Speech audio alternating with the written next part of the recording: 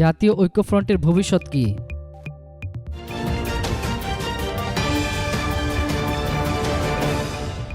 বাংলাদেশ জাতীয় ঐক্যফ্রন্ট এবং বিএনপির নেতৃত্বাধীন ২০ দলীয় জোট একসাথে জাতীয় সংসদ নির্বাচনে অংশ নেয়।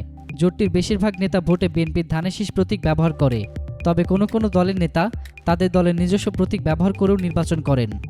দলগুলো বলছে, নির্বাচনের মাধ্যমে দেশে গণতন্ত্র প্রতিষ্ঠা করার জন্য তারা জাতীয় ঐক্যফ্রন্ট করেছে। কিন্তু নির্বাচনের পরে এই ঐক্যফ্রন্ট কি সরকার বিরোধী একটা বড় জোটের ভূমিকা নিতে পারবে? নির্বাচনে প্রায় আড়াই মাস আগে ২০১৮ সালের ১৩ অক্টোবর এক অনুষ্ঠানের মাধ্যমে বাংলাদেশের সমমান রাজনৈতিক দলের সমন্বয়ে জাতীয় ঐক্যফ্রন্ট তৈরি হয়। জাতীয় ঐক্যফ্রন্টের নেতৃত্ব দেন গণফোরামের ডক্টর কামাল হোসেন।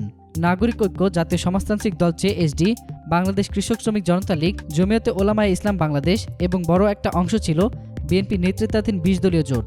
এরপরে তারা একত্রে নির্বাচন করেছে। সেই নির্বাচনে সব মিলে তারা মাত্র ৭টি আসন পেয়েছে। জাতীয় সংসদে বিএনপির নির্বাচিতরা শপথ নেবেন না বলে জানিয়ে দিয়েছেন।